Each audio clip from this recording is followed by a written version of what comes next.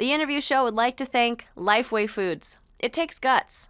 And Lagunitas. Beer speaks. People mumble. Except on The Interview Show.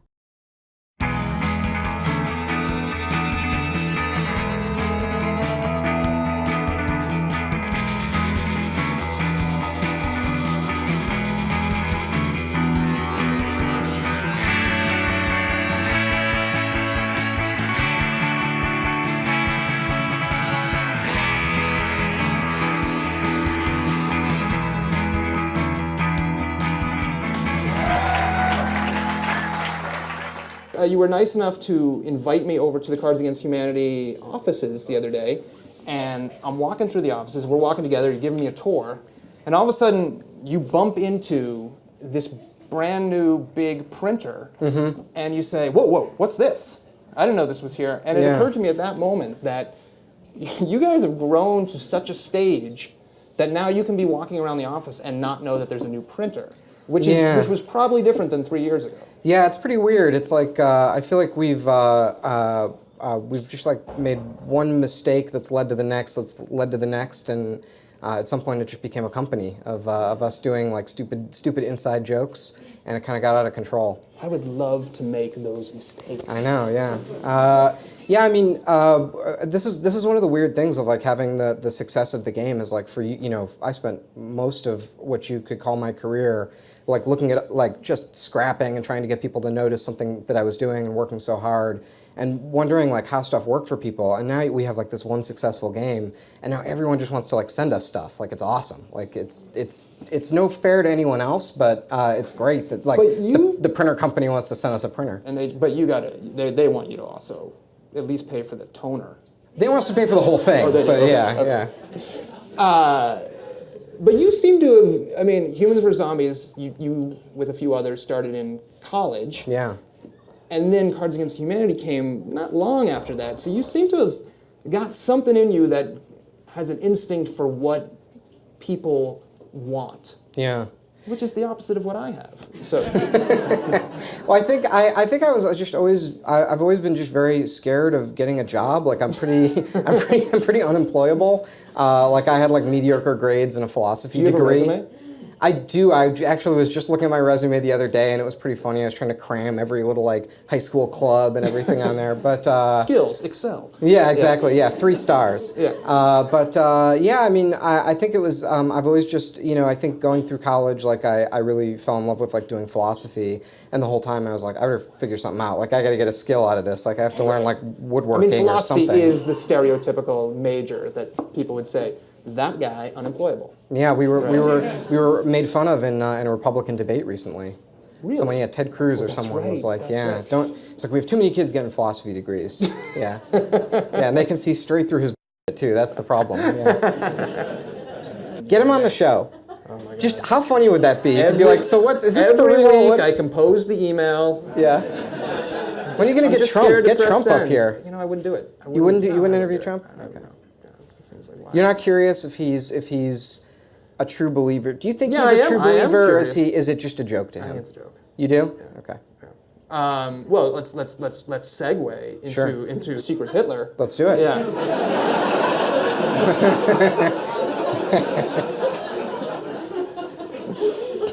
It's your new game. Yes.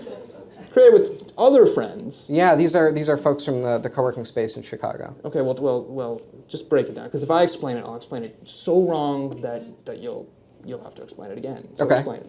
Explain the game. Yeah, explain the game. Sure. So explain who Hitler was first. Okay. Yeah. So it all began in the year 1900.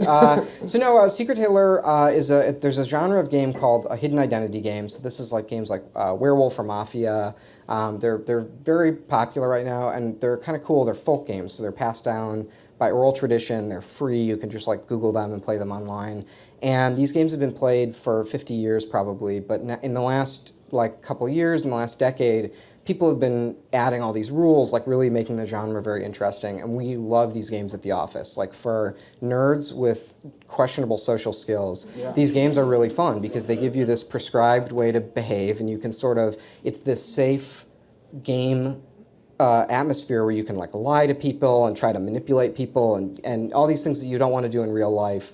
It gives you the space to explore that and have fun with that. So we started making our own versions of these games and playing with it. And my friends Mike and Tommy came up with this amazing game that it's sort of loosely modeled on like parliamentary politics, where you have two secret teams, the fascists and the liberals. And the liberals are trying to defend democracy and prevent World War II, and the fascists are trying to take control of the government and get Hitler elected chancellor. So we're talking start the war. 1930. 1932. Yeah. Is Secret Hitler in any way supposed to be reflective of our politics today? So the party line on this of the designers is that's for the people who play it to figure out. Okay, I don't like that answer. But for my interpretation of it is very much so, because I think Secret Hitler is about this idea that we can trust the right people and that we can trust them, that in a fair democratic system, you can trust the right people with power and that they won't game it and manipulate it and take everything they can.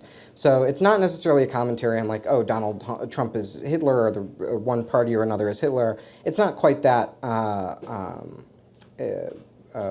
defined, but it's more of this idea of like that we just get this bad feeling about the political process of like it's not an honest, transparent process.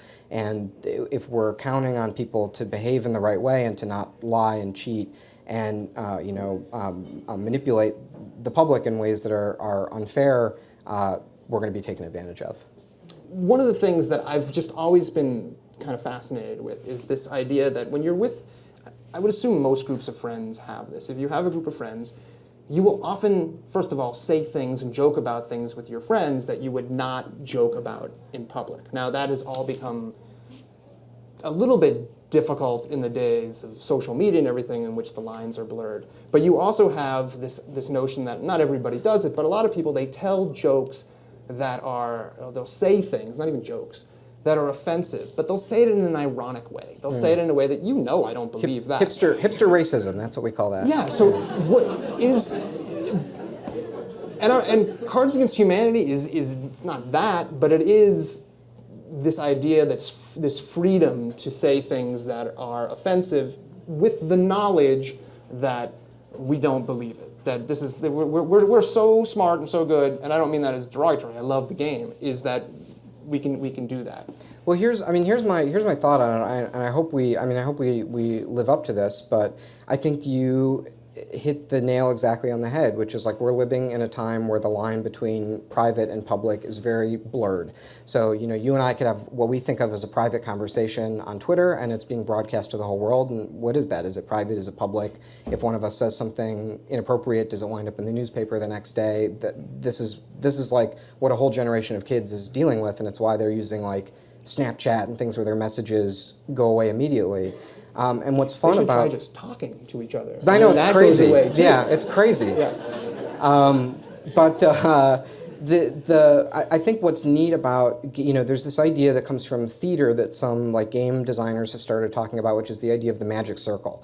So in theater you have this term called the magic circle, and it's this safe space where all of the people on the stage and the people in the audience accept the reality of what's happening on the stage, and it's okay to transgress. What's happening on the stage isn't the actors saying that they believe those things. If you kill someone on the stage, you're not actually committing murder. We all understand that it's this sort of suspension of disbelief, and we're all going to participate in the fun or in the drama. And games are kind of cool because you get the same effect, right? Everyone agrees to we're going to suspend the normal rules of how we behave, the everyday rules of how we act around each other, and the social niceties, and we're going to decide on something else that's important, a new set of rules to play by. And as a comedy writer, like that's interesting. That's what stand-up comedians try to do, is they try to get people into that headspace where you can transgress, you can say something new, you can say something interesting, and people laugh. There's this great, I think about this great George Carlin quote all the time. He said, when people laugh, their minds open up for just 1 second, and you can plant the seed of a new idea in there. Speaking of the theater or speaking of comedy, like Mel Brooks, I love Mel Brooks, and for not all of his humor, but a lot of his humor was dealing in and transgressing and playing with stereotypes. Gays, blacks, certainly Jews. And to me it was, hey, you can tell he's got this gleam in his eye, he's doing it all in fun. He clearly, you can tell, loves everybody. On the other hand, you could say, well, wait a minute, you're a white dude. Maybe it's easy for you to do that, but that doesn't mean that everybody else can do it, or everybody else will take the joke the same way you intend the joke. Well, I mean, I think that's a prevailing like political question of our time, right? But I think the interesting thing with Cards, Cards were all 8 white Jews from Highland Park. If you can believe that, a bunch of Jewish comedy writers. Wow. I know, crazy. It's 2015, anything can happen. But we've since, we've worked really hard to build. Did you change your names to make them less Jewish? No one has changed their name yet. Yeah. No one had to do that. I guess Max Temkin is. Yeah, you'd never know. I could pass. Yeah. But we've worked really hard to hire a very diverse company. So we have all kinds of different people represented, like on the staff and with all of the things we do. But I think one of the things that we all feel pretty strongly about, like the writers of the game, is this is one of the things that's frustrating about political correctness, is not talking about something doesn't make it go away. So if we agree not to talk about racism, homophobia, classism, whatever the issue is, and we come up with a new language where we don't have to acknowledge it, the problem's not solved. That's actually a position of privilege where you never have to think about these things or confront them. So to me, if we can create that space and let people make jokes and talk about that stuff, that's a net positive. And we try to write the game in a way where it's not bullying, where people aren't making, they're making jokes about race, they're not making racist jokes. But ultimately, some of that's up to the players. What do you love about playing games? What do I love about playing games? Well, I'm an awkward person, and I don't deal with, I don't know how to act. Like if I'm at a party, I never know what to do with my hands. So games are... You just put them on the wall, that's what Is that it? Yeah. I wish someone had told me that. Yeah. Try it next time. No, like game. There's always a comfort in playing a game, especially like a tabletop game, a board game, because you get the satisfaction of like an analog, real world experience that's not mediated by a screen. You get to be with your friends and be present with them, but you also have a way that you're supposed to behave, and you know if you're winning, and you can follow these rules and have success. That's very appealing to me as a nerd. Max Temkin, everyone.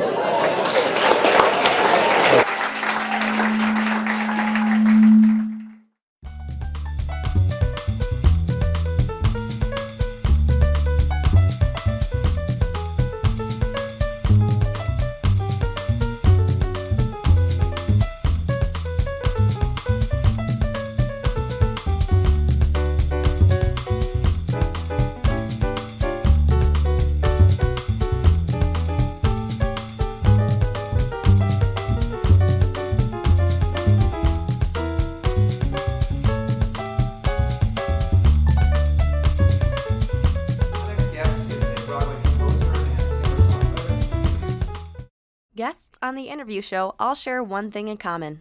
They take risks. We'd like to thank Lifeway Foods, makers of probiotic kefir, for making possible this week's It Takes Guts interview.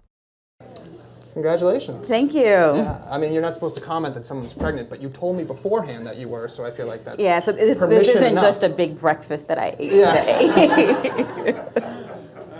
So the book is wonderful, and Thank one you. of the things that I really enjoyed about the book, and I want to get your perspective on it, is that it's part history, it's part here's what's going on now, it's part your analysis, sometimes your opinion about things, and then it's also part memoir. And it's all kind of tied together with this theme that segregation above all else, segregation that has both been a part of the way a ruling class wanted things to be, and also the way the laws and institutions that they implemented kind of codified, has been with us forever in Chicago, and it's really what is driving so many problems in the city. I'm going to take you out with me on book tour because you just summarized the book very well. That's fine. So let's break it down. Talk about why was segregation the theme? People can attack or take a look at problems in a city, or even issues of race, issues of poverty, from all different types of angles. And you look at all of them, but you say at the end of the day, segregation, I believe, is what's driving so much of what ends up on the news.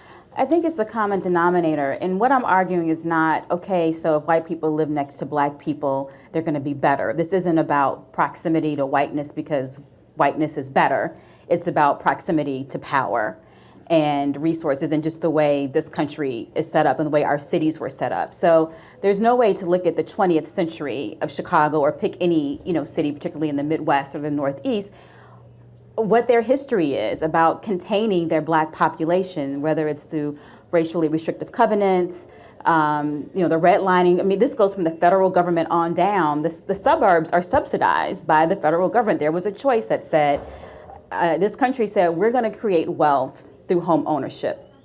Oh, and by the way, we're not going to give loans to black people starting in the mid-20th century. And we're going to build expressways and we're going to subsidize this through the creation of suburbs.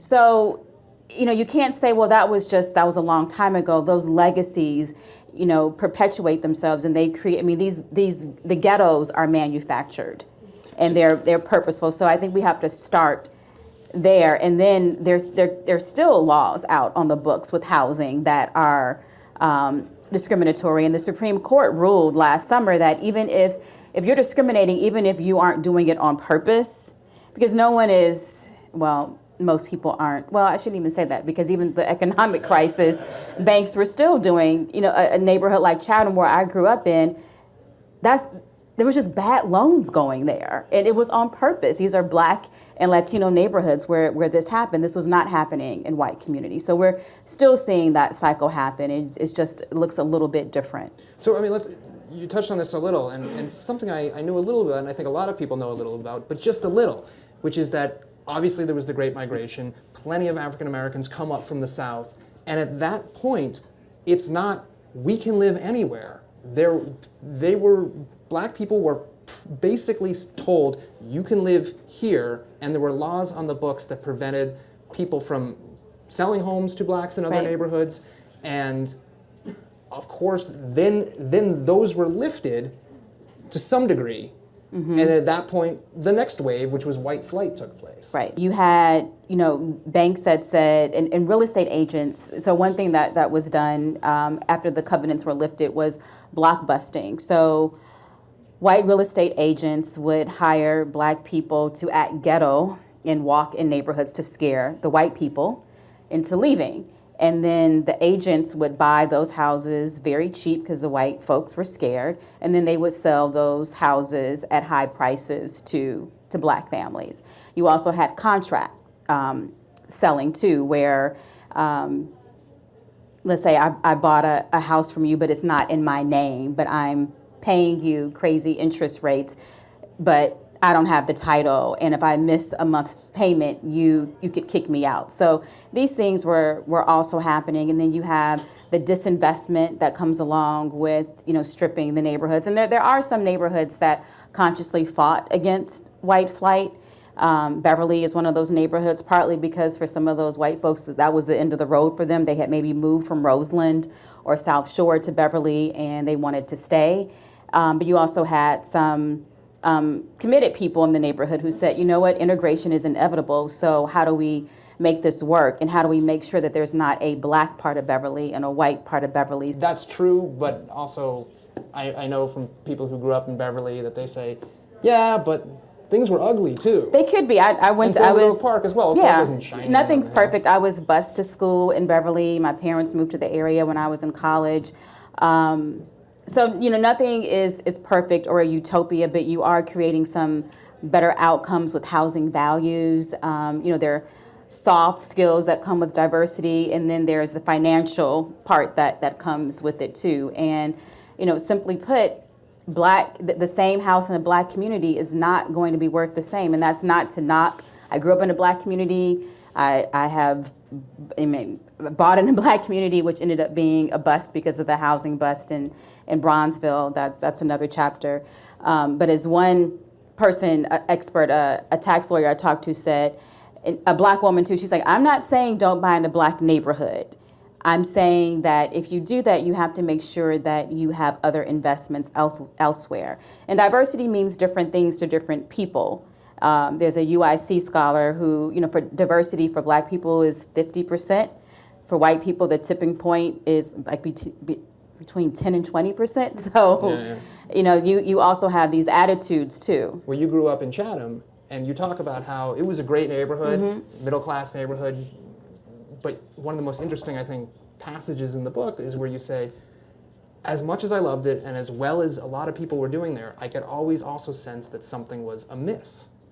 And that was that, well, we were a little bit closer to crime, we were a little bit closer to extreme poverty.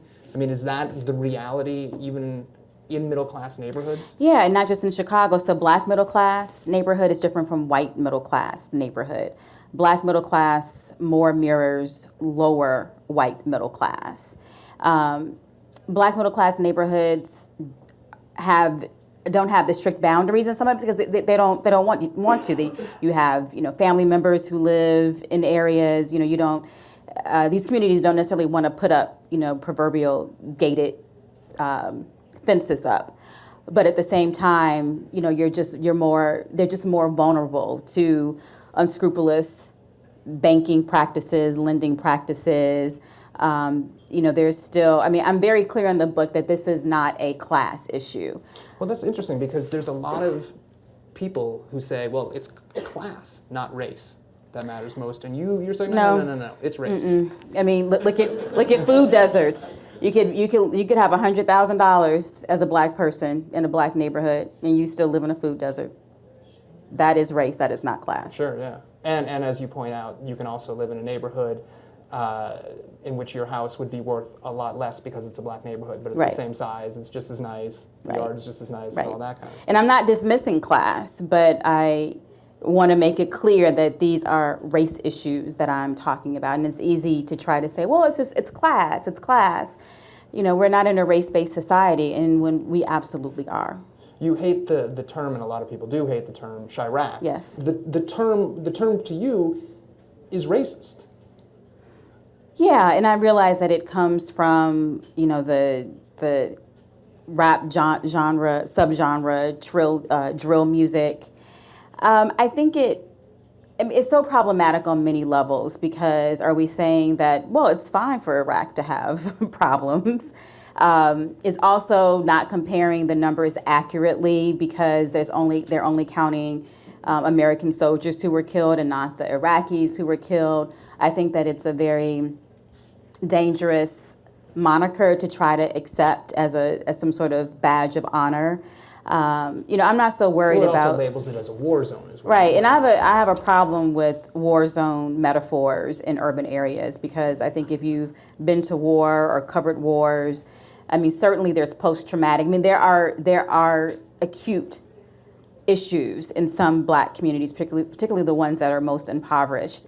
But I just think that the war zone analogy is not accurate and doesn't fit. So here's what I spend probably too much time trying to wrap my head around, which is this. It seems to me that the narrative, especially the narrative that people outside of Chicago hear about Chicago, is so wrong. It's like, it's a war zone. Don't go, people are just shooting each other all the time. Somebody from New Orleans said that, and their murder rate is higher than Chicago. I'm sure people here in this audience are often defending Chicago if they leave here. And so, and as you point out in the book, and as you show with examples, is that, look at people on the South Side, in black neighborhoods, what are they doing? They're having meals with their families. They're getting up and they're going to work. I can't tell you how many times I take the Green Line every day. The people say to me, well, the Green Line's crazy. And I'm like, yeah, you know what? There's one crazy person on the Green Line, and there's 150 other people who are going to their job. And you notice the crazy person.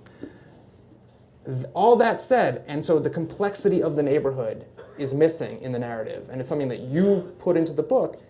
On the other hand, what the book's about is that there are a lot of problems, and it's caused in many cases by segregation.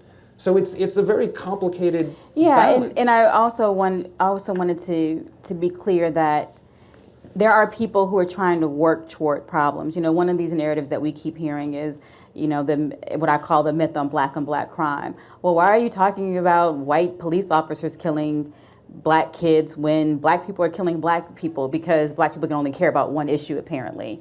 But beyond that, you hear, well, no one's marching. There are so many marches in black neighborhoods all the time, but just because the news isn't covering it doesn't mean it's not happening. There's so many, I mean, Inglewood has so many block clubs and community organizations that most people would be surprised at because that's not what they hear. So despite, these problems that I'm outlining and I have this thesis, that doesn't mean that people aren't demanding more from elected officials or, even some people even bypass the political system and they're just working to make their blocks better, whether it's through gardening or purchasing vacant lots. I mean, there's all kinds of efficacy that happens. And, I think in every neighborhood in Chicago, but we don't hear that. Last question, do you feel optimistic or pessimistic? It's not been a great, 2015 wasn't great. I'm usually pretty cynical. It's kind of like a prerequisite to be a journalist. Sure. But I like to think I'm optimistic because I found that there are a lot of answers out there. Scholars are researching this. Even my book, I think what makes it unique is the personal aspect, but there are scholars who've written all of this work. Like there is really nothing new in the literature to be said. I'm not just focusing on history. I'm trying to make this contemporary and look at, why integration failed in CPS, why food access is racist, taking it to, the next level. But these things have been documented and scholars have said these are things that can be done. So it's often a lack of political will. Natalie Moore.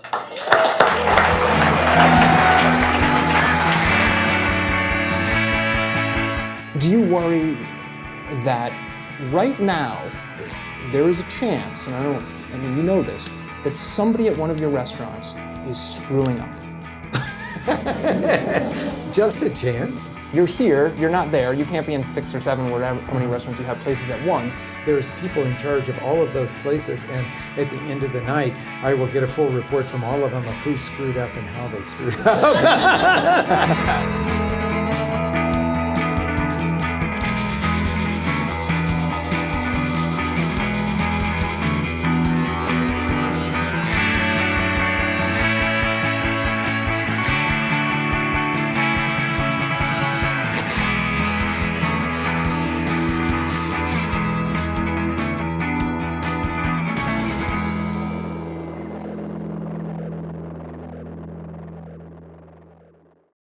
The Interview Show would like to thank Lifeway Foods. It takes guts. And Lagunitas. Beer speaks. People mumble. Except on The Interview Show.